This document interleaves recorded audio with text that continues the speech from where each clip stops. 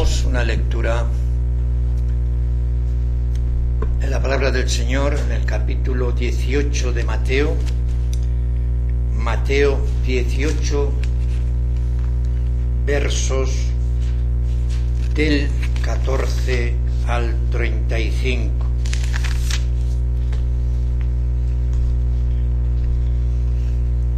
Donde leemos: Así no es la voluntad de vuestro Padre que está en los cielos que se pierda uno de estos pequeños. Por tanto, si tu hermano pecare contra ti, ve y redargúyele entre ti y él solo. Si te oyere, has ganado a tu hermano. Mas si no te oyere, toma aún contigo uno o dos, para que en boca de 2 o 3 testigos conste toda palabra. Y si no oyere a ellos, dilo a la iglesia. Y si no oyere a la iglesia, tenle por étnico y publicano. De cierto os digo que todo lo que ligareis en la tierra será ligado en el cielo, y todo lo que desatareis en la tierra será desatado en el cielo. Otra vez os digo que si 2 de vosotros se convinieren en la tierra de toda cosa que pidieren, les será hecho por mi Padre que está en los cielos. Porque donde están 2 o 3 congregados en mi nombre, ahí estoy en medio de ellos.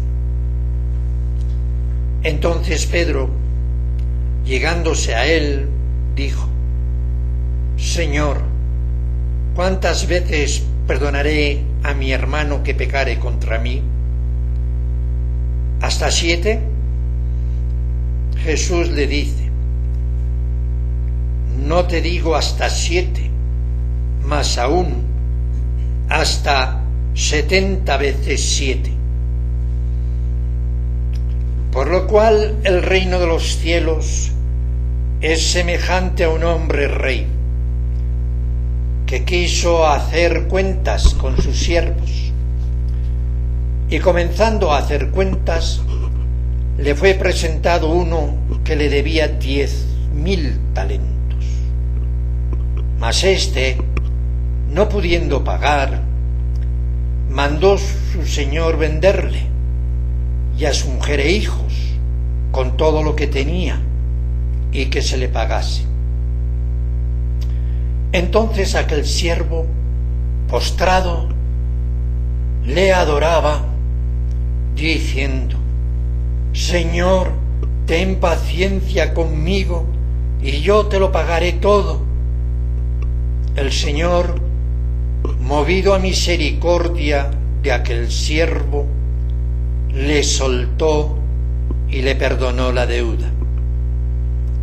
Y saliendo aquel siervo, halló a uno de sus consiervos que le debía 100 denarios, y trabando de él, le ahogaba, diciendo: págame lo que me debes. Entonces su consiervo, postrándose a sus pies, le rogaba, diciendo: ten paciencia conmigo, y yo te lo pagaré todo. Mas él no quiso, sino que fue y le echó en la cárcel hasta que pagase la deuda. Y viendo sus consiervos lo que pasaba, se entristecieron mucho, y viniendo, declararon a su señor todo lo que había pasado. Entonces, llamándole su señor, le dice: siervo malvado, toda aquella deuda te perdoné, porque me rogaste. ¿No te convenía también a ti tener misericordia de tu consiervo, como también yo tuve misericordia de ti. Entonces su señor, enojado, le entregó a los verdugos hasta que pagase todo lo que le debía. Así también hará con vosotros mi Padre Celestial, si no perdonareis de vuestro corazón cada uno a su hermano sus ofensas.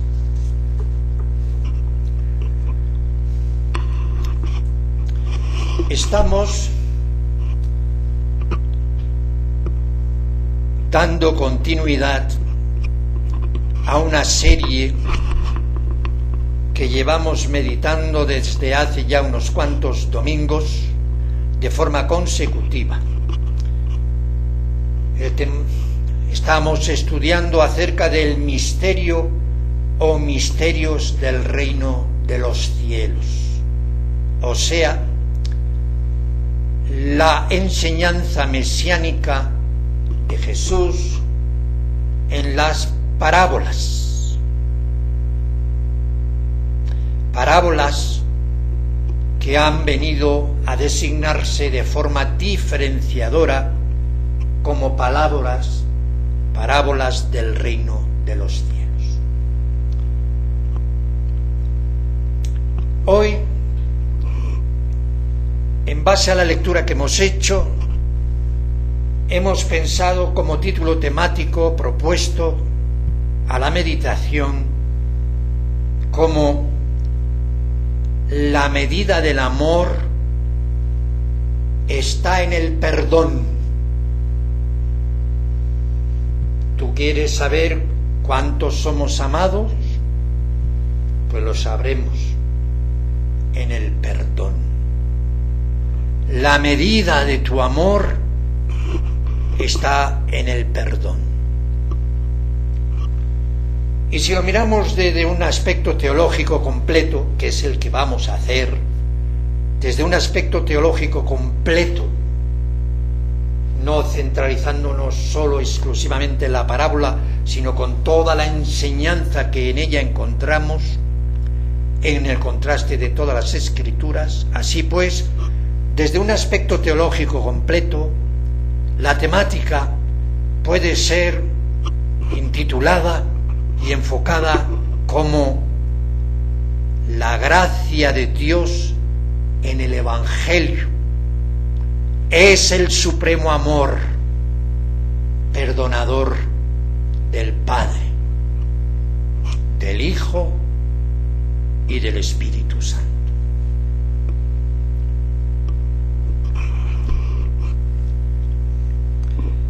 Después de esta lectura hemos de insistir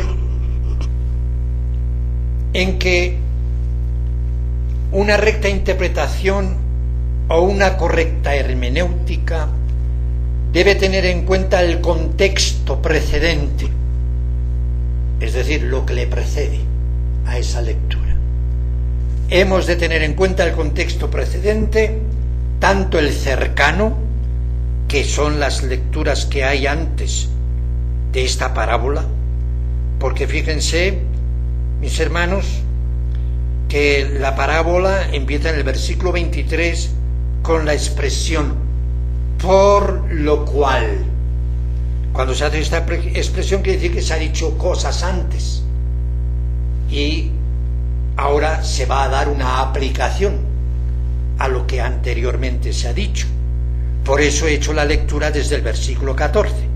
Así no es la voluntad de vuestro Padre que está en los cielos que se pierda uno de estos pequeños. Este así también significa que hay un texto, un comentario, unas explicaciones, un mensaje anterior. Así que no es la voluntad, son resúmenes. Entonces, pues, una recta interpretación nos lleva en una recta hermenéutica a tener en cuenta el contexto precedente, tanto el cercano como el lejano y el general. Y nos lleva a tener también en cuenta el contexto subsiguiente hasta el final. Así entenderemos correctamente el mensaje que hay en la parábola. Y además, una recta interpretación y en base a ella una recta aplicación de la enseñanza tendrá que estar en armonía a la doctrina mesiánica y apostólica, totalmente ya revelada en el Nuevo Pacto, o sea, en los escritos apostólicos. No hay una recta aplicación y entendimiento a una parábola o enseñanza dada por Jesús y sus apóstoles aislada, y menos aún en contradicción con la verdad, como decía el apóstol Pedro, en contradicción con la verdad presente, la presente en la Iglesia. No puede haber una interpretación a una parábola sin tener en cuenta todos estos elementos. Todas las herejías, todos los errores doctrinales y los abusos y sistemas sectarios de doctrina son y serán siempre responsables, transgresores a estas reglas básicas e ineludibles en la interpretación bíblica.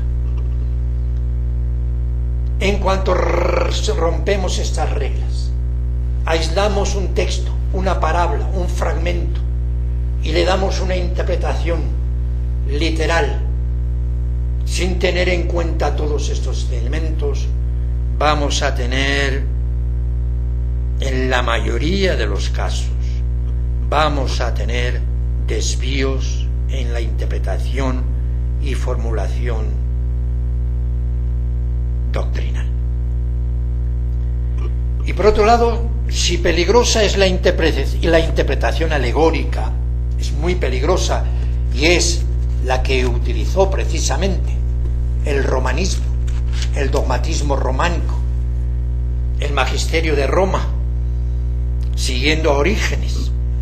La interpretación alegórica, fijémonos la cantidad de herejías que introdujo en la Iglesia. Roma es el principal ejemplo de ella. La interpretación alegórica llevó a hacer decir en las Escrituras lo que el intérprete quería que dijese. Pues bien, si peligrosa es la interpretación alegórica, no menos lo es la aplicación de la interpretación literal al género parabólico. Aberraciones doctrinales son el fruto de esta práctica. La práctica de la interpretación alegórica o la práctica de la interpretación literal sin contar el estilo o el género literario que estamos tratando y sin contar con el contexto de la doctrina del Nuevo Testamento. Además de ser una herramienta preferida, la interpretación alegórica o la interpretación arbitraria en un absolutismo literalista, es una herramienta preferida por los que tuercen y manipulan el texto bíblico para imponer su criterio personal. Cuidémonos de no caer en ese error. Pidamos la luz, humildemente, pidamos la luz del Espíritu Santo para entender y aplicar correctamente la enseñanza dada en su sagrado libro. Y ahora vamos a llevarlo a la práctica. ¿Qué tema flota como el principal, como nuclear en esta parábola que hemos leído y nos proponemos meditar? ¿Qué tema? ¿Qué es lo principal? ¿Qué es el núcleo del mensaje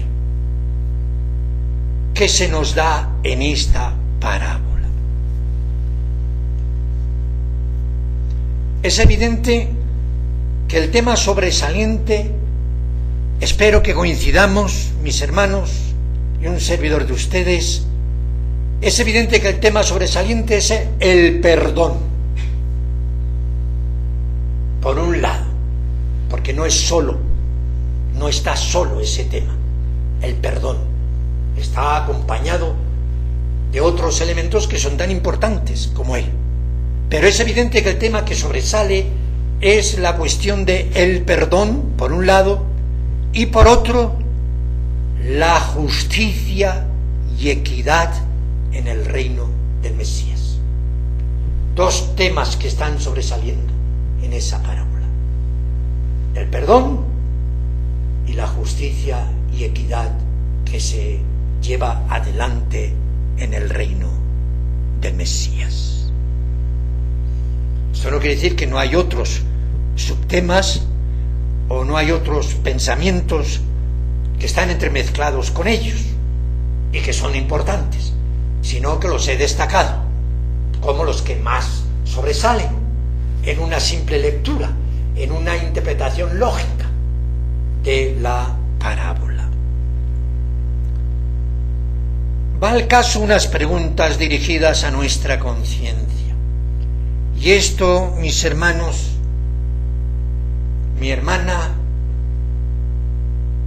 y aquellos que son oyentes a través de Internet, estas preguntas que van al caso no es mera retórica, no es un recurso de la oratoria para impresionar o dirigir o influir a los oyentes. Es como un autoexamen en el cual se incluye el mismo ministro. Va al caso hacernos unas preguntas, pero dirigidas a nuestra propia conciencia, dirigidas al altar íntimo delante de Dios y de su Mesías, Jesús. Y presten atención. ¿Has perdonado alguna vez en tu vida?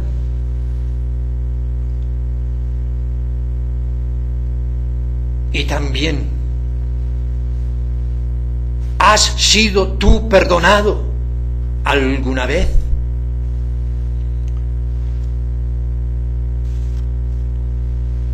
Asimilemos estas interrogantes. ¿He sido perdonado yo alguna vez durante el transcurso de toda mi vida? ¿Y yo he perdonado a alguien? ¿O a algunos alguna vez en mi vida? ¿He sido ofendido y he perdonado? ¿He ofendido, aunque sea inconscientemente, pero he ofendido y he alcanzado a ser perdonado?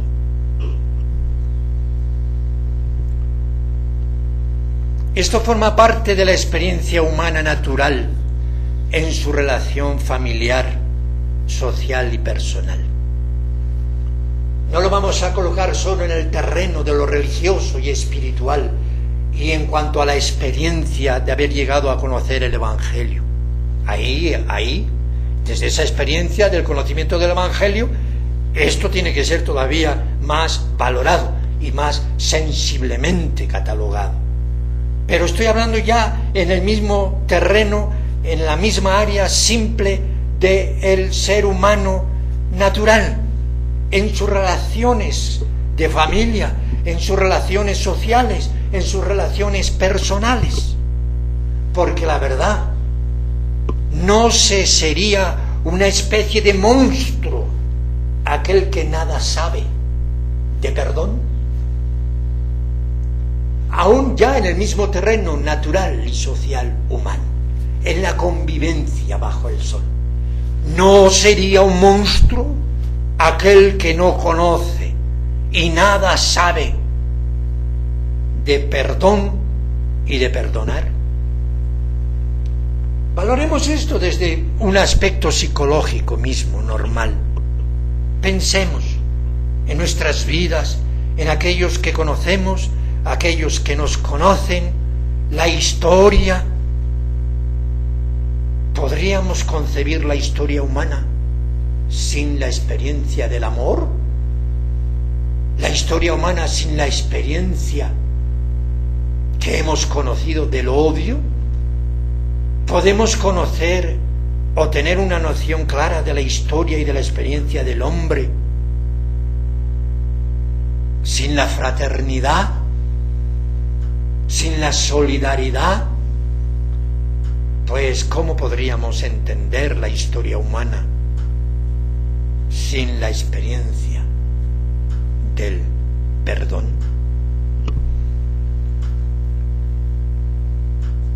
Hay el perdón entre esposos, tanto en el terreno cristiano de renacidos de nuevo, como también en el terreno natural. Hay perdón entre esposos y reconciliaciones entre esposos.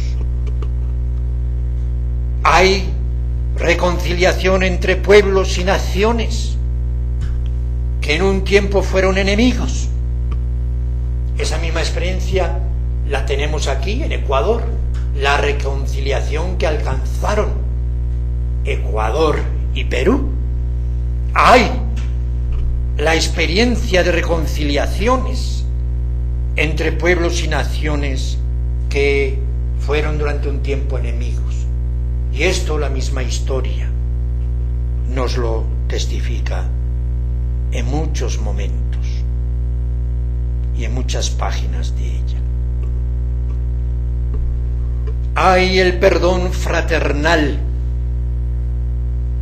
El hermano que ha ofendido al hermano, o las rencillas de familia, pues también conocemos en el terreno de la experiencia humana, familiar, la reconciliación entre hermanos, porque todo ello forma parte de la vida en las relaciones naturales, en las cuales vivimos por designio desde que Dios creó el género humano. Por ejemplo, tenemos unas emotivas escenas que al leerlas se encoge el corazón hasta poder incluso llegar a llorar secretamente. Escenas de reconciliaciones, como por ejemplo en Génesis 33. Invito a los lectores, a los oyentes, a que lo comprueben. Génesis 33, una escena en un contexto histórico. Esaú y Jacob. 33, 1 al 4. Y vemos estas palabras.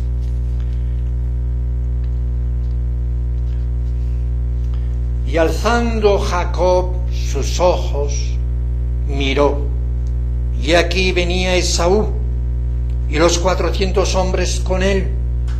Entonces repartió él los niños entre Lea y Raquel y las 2 siervas.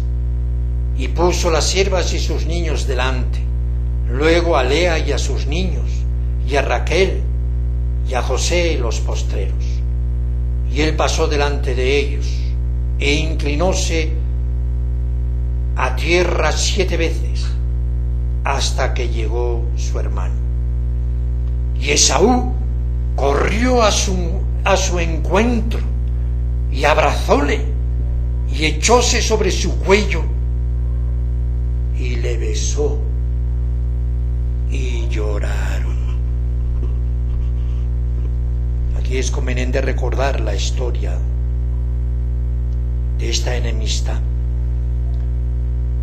y a la vez podremos entender esta gran reconciliación. Aquí es Jacob el suplantador, el ofensor, el que había suplantado, el que había hecho trampa, el ofendido, Esaú. De ahí viene esa escena de ir preparando el terreno, porque Jacob se acercaba a Esaú con verdadero temor, con terror. Y sin embargo el corazón de Esaú no estaba en esos pensamientos. El amor natural, el amor fraternal le llevó a olvidarse en un instante todo el pasado, todo su enojo, toda la trampa suplantadora de su hermano Jacob, y perdonándolo al verlo, no esperó palabras ni excusas. Salió a su encuentro y lo abrazó y se echó sobre su cuello y le besó y lloraron. La experiencia del perdón y del ser perdonado en la relación fraternal natural. ¿Y qué diremos de esta otra escena? Esta la encontramos también en Génesis 45. Génesis 45, versículos del 1 al 5. No podía ya José contenerse delante de todos los que estaban al lado suyo, y clamó: haced salir a todos. Y no quedó nadie con él, al darse a conocer José a sus hermanos. Entonces se dio a llorar a voz en grito, y oyeron los egipcios, y oyó también la casa de Faraón. Y dijo José a sus hermanos: yo soy José, ¿vive aún mi padre? Y sus hermanos no pudieron responderle, porque estaban turbados delante de él. Entonces dijo José a sus hermanos: llegaos ahora a mí. Y ellos se llegaron, y les dijo: yo soy José, vuestro hermano, el que vendisteis para Egipto. Ahora pues, no os entristezcáis, ni os pese de haberme vendido acá, para que preservación de vida me envió Dios delante de vosotros. No podía contenerse delante de todos. Los hizo salir y se dio a conocer a sus hermanos. Y lloró José en gran grito. No habían reclamaciones, no habían quejas, no habían juicios ni acusaciones condenatorias, sino más bien, en un acto de amor perdonador, había una actitud para apaciguar los corazones de ellos y tranquilizarles la conciencia, haciendo ver que era la mano de Dios la que había obrado para convertir aquel mal en bien. Y lloró a gran voz, abrazó a los hermanos y reconcilió con ellos. José lloró y perdonó a sus envidiosos hermanos en este reencuentro en Egipto. La experiencia de perdón y de ser perdonado. El tema de hoy en todo lo que está incluido en él, en la parábola y en su contexto, tiene ese mensaje como nuclear. Incluso la lectura que le antecede. El amor fraterno, el amor de hermanos, el amor fraternal es perdonador. Y debemos ante todo cuidarnos de menosprecio al hermano. Esta es la enseñanza, en síntesis y nuclear. El amor fraternal es perdonador. Pero bien, estamos meditando la parábola. Hoy hemos cambiado el orden del culto porque el tema nos lleva a tratarlo antes, la meditación nos lleva a tratarlo antes de la cena, porque así nos prepara, nos dispone a una actitud apropiada a acercarnos a la mesa del Señor a causa del tema. A causa del tema nos va bien meditar. Entonces, entrando en ella, en la misma parábola, esta parábola hay quienes la titulan como la parábola de los dos deudores. Otros también la titulan en los encabezados de sus versiones bíblicas como la parábola del siervo malo. Una versión católico-romana, la famosa versión de Jerusalén, me gusta como lo encabeza el título de esta porción de las parábolas. El siervo sin entrañas. El siervo sin entrañas. La parábola, ya hemos dicho que es aquel recurso, aquel medio idiomático, bien hablado o escrito, por el cual, usando de la comparación, de la ilustración, usando de la vida normal, se saca un ejemplo y se hace la comparación. Y aquí tenemos la primera comparación. Por lo cual el reino de los cielos es semejante a un hombre rey. Aquí tenemos ya la primera comparación. El rey está tipificando a Dios. A Dios. Y en la lectura toda la parábola nos lleva a entender esto.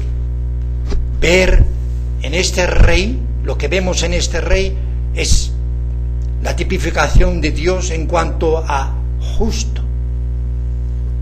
bueno, misericordioso, pero a la vez vengador del que hace lo malo. Esta es una analogía correcta, legítima. El reino de los cielos es semejante. Entonces, claro, la comparación no son nunca en términos absolutos, ni en términos de un literalismo absoluto. Es como nosotros somos. Nosotros no somos iguales a Dios, pero se nos dice que hemos sido creados a la imagen y semejanza. Aquí tenemos también esta analogía, esta tipificación en este rey. Dios es justo, el rey lo tipifica como rey justo. Dios es bueno, en este rey vemos que es bueno, tipifica a Dios. Dios es misericordioso, este rey manifiesta misericordia para con el siervo endeudado. Pero a la vez también Dios es vengador del mal, es justo y vengador del que hace lo malo. Este rey tipifica a Dios, también siendo justo en este juicio y vengador de aquel siervo cruel, sin entrañas, que ha hecho lo malo. El versículo 9, mis hermanos, el versículo 9 nos da la conclusión de la parábola. Y esto es lo que hemos de tomar literalmente. Esto es lo que es literal en la parábola. Así también hará con vosotros mi Padre Celestial, si no perdonareis de vuestro corazón cada uno a su hermano sus ofensas. Aquí tenemos la analogía entre este rey y Dios, el desarrollo de toda la parábola, la enseñanza de la parábola concluye con esta afirmativa, con esta analogía. Así también, de este modo también hará con vosotros mi Padre. Y esto es para tomarlo literalmente. Esta es la enseñanza que podemos interpretar y aplicar literalmente.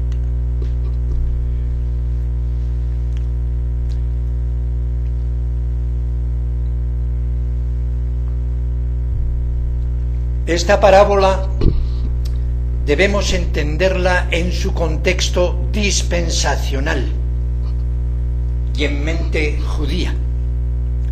O sea, la ley acerca de deudas contraídas y su pago. Está en la ley del Levítico. Y así leemos, por ejemplo, en Levíticos 25, 39 al 41. Levíticos 25,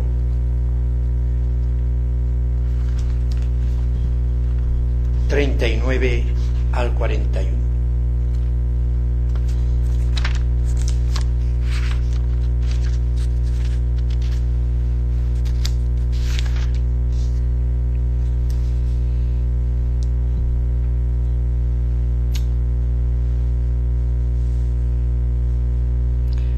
Y cuando tu hermano empobreciere, estando contigo, y se vendiere a ti, no le harás servir como siervo, como criado, como extranjero estará contigo, hasta el año del jubileo te servirá. Entonces saldrá de contigo él y sus hijos consigo, y volverá a su familia y a la posesión de sus padres, que será restituida.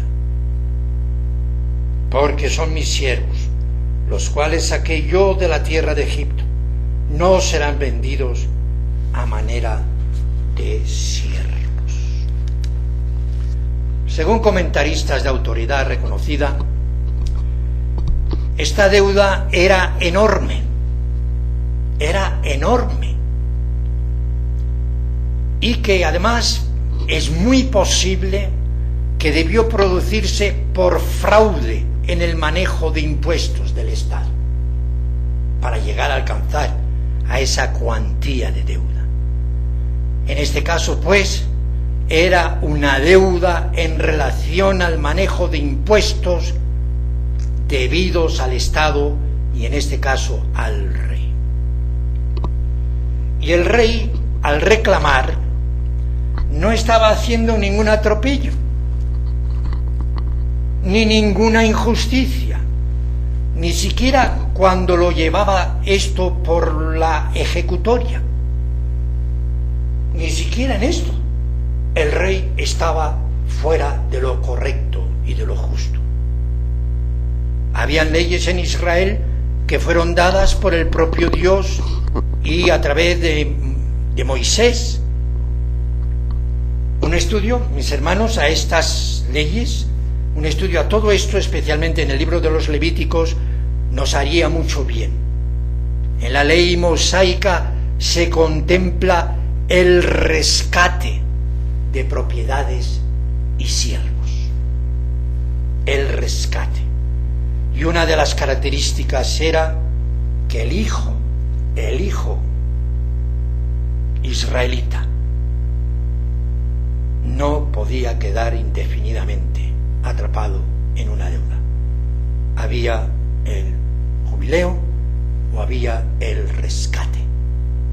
por medio de rescatadores que siempre, la mayoría de las veces, estaba establecido que fueran los parientes más cercanos. Y esto tiene un gran valor. De ahí entendemos el porqué, la tristeza de los consiervos al ver el maltrato que había recibido otro consiervo.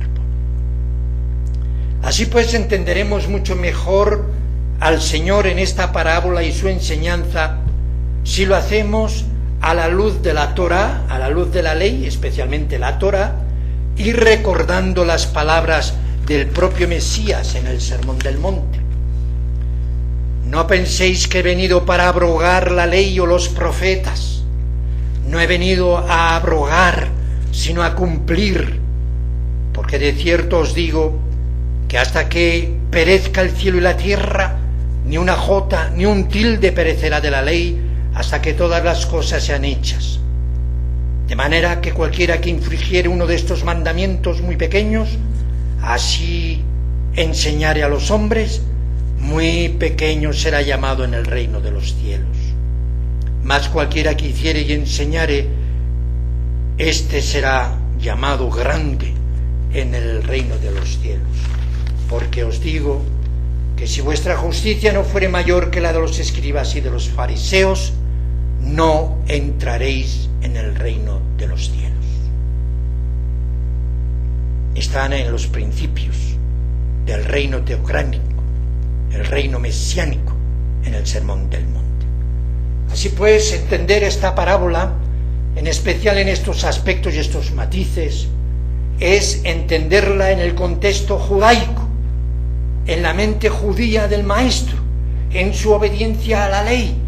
Y él está enseñando, está poniendo un ejemplo que puede ser encontrado directamente en los principios que están ya establecidos en la Torá, en la ley, y el Señor insiste que estos principios no están abrogados, y así lo entendemos, al menos en su aspecto moral y espiritual. Siguen vigentes. Y él pone como ejemplo un caso de un endeudado, un hijo endeudado. No, uno no, dos endeudados, para sacar de ello un gran ejemplo, una enseñanza moral aplicativa. La deuda era enorme y en realidad, según he ido indagando en otros comentaristas a la comparativa con nuestros tiempos, en realidad era imposible que aquel hombre pudiera liquidarla, pese a sus palabras. Él no podía liquidar aquella deuda, al menos en muchísimos años, pero la cuantía sobrepasaba a la posibilidad de su devolución. ¿No nos lleva esto, en la analogía correcta, a ver la deuda del hombre para con Dios? Es imposible pagar la deuda que tenemos para con el Hacedor. Le debemos nuestra vida, le debemos la preservación de ella y todo cuanto gozamos en lo terrenal. ¿Cómo devolverle esta deuda si aún lo que debiéramos darle, esto es, gloria y reconocimiento, le es negado? Recuerden, en el mismo libro de Romanos, capítulo 1, como ese es el tema que el apóstol Pablo apunta en cuanto al desagradecimiento del hombre. Veamos en los versículos 18 al 20 nada más. Porque manifiesta es la ira de Dios del cielo contra toda impiedad e injusticia de los hombres que detienen la verdad con injusticia. Porque lo que de Dios se conoce a ellos es manifiesto, porque Dios se lo manifestó. Porque las cosas invisibles de Él, su eterna potencia y divinidad, se echan de ver desde la creación del mundo, siendo entendidas por las cosas que son hechas, de modo que son inexcusables. Porque habiendo conocido a Dios, no le glorificaron como a Dios, ni dieron gracias, antes se desvanecieron en sus discursos, y el necio corazón de ellos fue entenebrecido. La criatura tiene una deuda con su Dios. Le debemos la vida, le debemos el preservar en ella, le debemos todo cuanto gozamos en el diario vivir, y debiéramos darle culto, honra y gloria, y el hombre le da la espalda, le deshonra, no le tiene en cuenta, comete injusticia contra Dios. Si bien nuestra deuda es enorme, al Dios como hacedor, ¿qué diremos de nuestra deuda a Dios como redentor? Nuestra deuda a Dios como redentor jamás, ni en este siglo ni en el venidero, podría pagarse. Es más, el solo pensamiento de pagarle la deuda de la redención es una blasfemia, una ofensa que rayaría lo imperdonable. Devolverle, pagarle a Dios por su redención.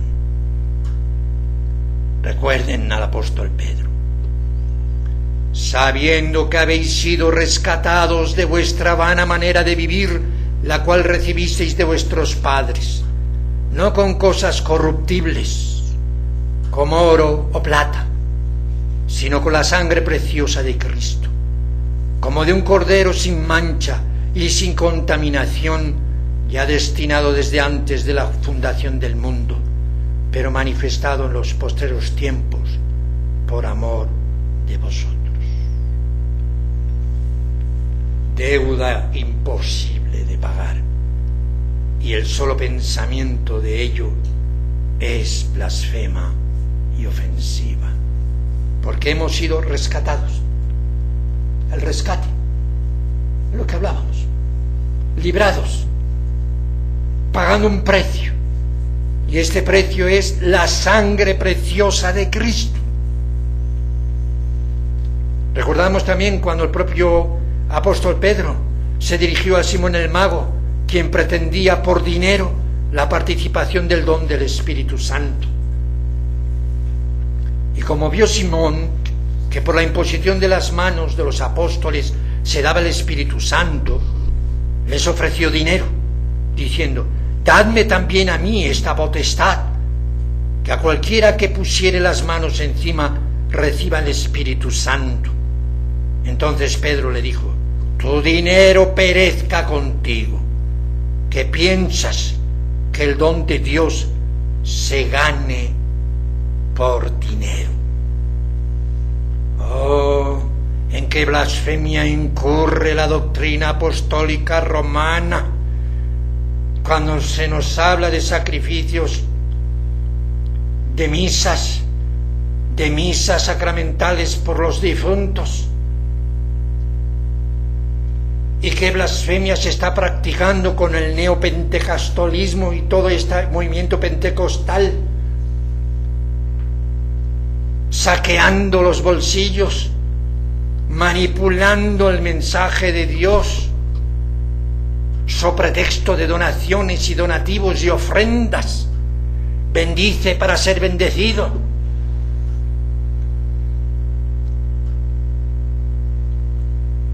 No hay dinero, no hay nada para pagar esta deuda contraída con Dios como Redentor nuestro. Jamás, ni en este siglo ni en el venidero. ni por oro, ni por obras de justicia.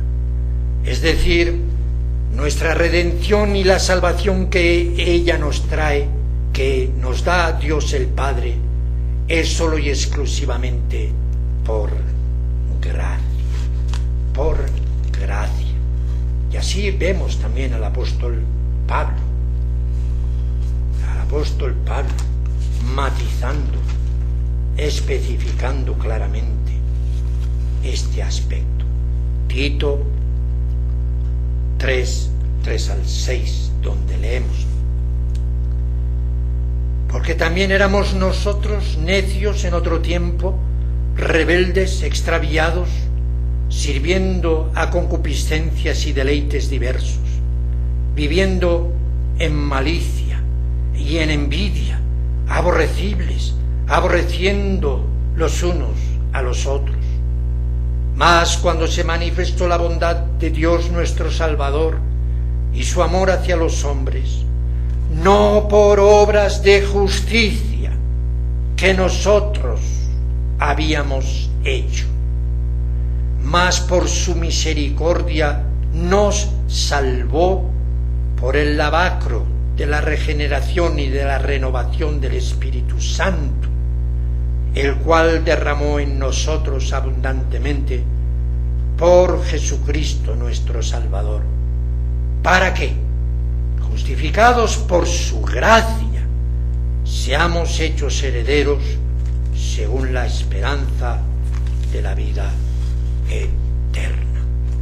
Solo y exclusivamente por gracia, una deuda que no podemos pagar.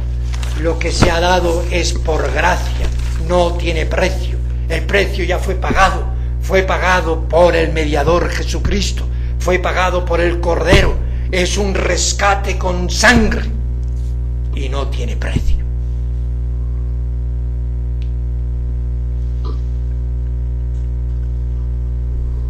El Señor, movido a misericordia.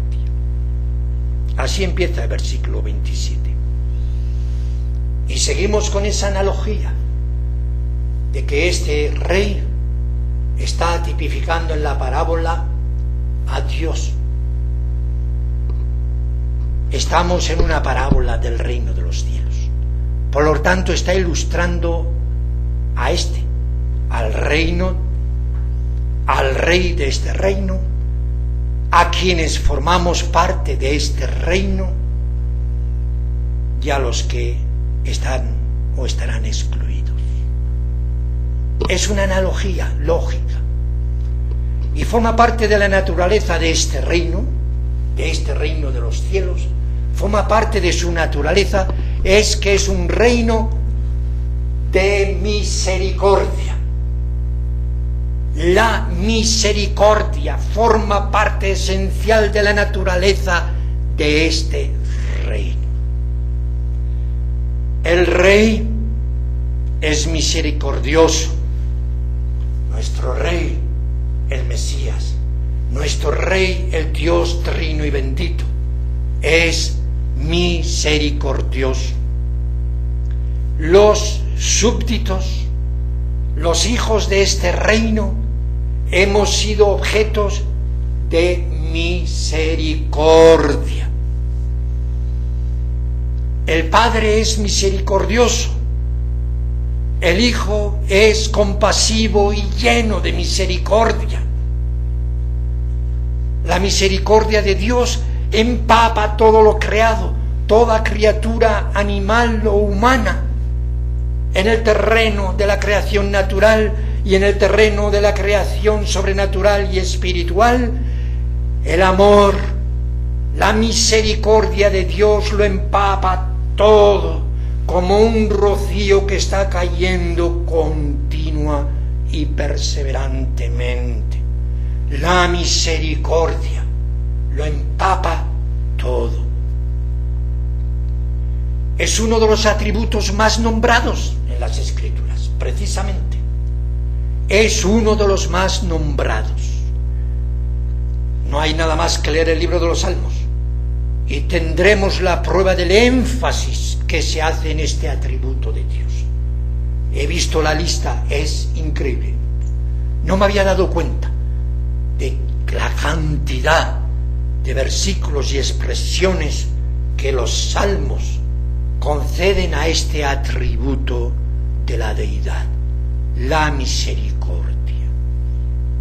Y David constantemente cita su confianza personal en la misericordia o misericordias de aquel que es Yahvé, su Dios. Y a mí me ha gustado más en mi indagación, en mi búsqueda sobre este vocablo en las Sagradas Escrituras, ver que además este atributo de la deidad, que forma parte esencial de su naturaleza moral, me ha interesado ver que no es un atributo reconocido por los demás, por los ángeles, por los hombres, sino que es un atributo que forma parte de su naturaleza, dicho de sí mismo. Dios lo dice de sí mismo. Y eso tiene un valor increíble. Así leemos, por ejemplo, en Deuteronomio 4, 29 al 31. Mas si desde allí buscares a Yahvé tu Dios, lo hallarás, si los buscares de todo tu corazón y de toda tu alma. Cuando estuvieres en angustia y te alcanzaren todas estas cosas, si en los postreros días te volvieres a Yahvé tu Dios y oyeres su voz, porque Dios es misericordioso. Porque Dios misericordioso es, Yahvé tu Dios. No te dejará, ni te destruirá, ni se olvidará del pacto de tus padres que les juró. Estas palabras están dichas en un contexto, hablándoles a Israel del peligro que va a ser al entrar en esas naciones, el peligro de caer con otros dioses en la idolatría, el irse y apartarse del pacto. Pues aún así dice, más desde allí si buscares a Yahvé tu Dios. Porque una de las grandes barreras que tiene el transgresor, el pecador, el que ha ofendido, una de las grandes barreras es el temor, porque ha ofendido. Y ese temor a la ofensa hace pensar de que no va a ser recibido, que va a ser juzgado, maltratado, que va a caer sobre él la justa ira de aquel a quien ha ofendido. Esa es la actitud que vimos en Jacob para con su hermano Esaú. Y ese es el temor que tenían los hermanos de José. Cuanto más el hombre en su pecado, si transgrede el pacto, si se aparta tras otros dioses, si sigue caminos que son aborrecidos por Dios, ¿cómo no va a estar tocada esa conciencia de un gran temor a la ira y al juicio de Dios? Pues Dios mismo sale al paso para que vuelvan. Y si desde allí buscares a Yahvé y lo hallares y lo buscares de todo tu corazón y de toda tu alma, cuando estés en angustias y te alcancen todas estas cosas, las maldiciones del pacto, y si en los postreros, el último de tus días, volvieres a Yahvé tu Dios y oyeres su voz, pues entonces para que te lo recuerdes, para que quites todo temor, no dejes de venir, no dejes de acercarte. Dios recuerda, Dios misericordioso es, Yahvé tu Dios no te dejará ni te destruirá, ni se olvidará del pacto de tus padres. La mano extendida es la misericordia de Dios para el extraviado, el desobediente, el errado, el que ha traspasado la ley, el que ha traspasado las órdenes de Dios, el que se ha ido traicioneramente tras otros dioses. Si es de todo corazón y de toda tu alma, el que vuelves a mí, recuerda, yo soy Dios misericordioso. Y me ha gustado buscar ese texto, precisamente por esto, porque es Dios mismo quien dice esto de sí mismo. Y usa el mismo tiempo del verbo, ser o estar. Yo soy el que soy, yo soy amor, yo soy misericordioso.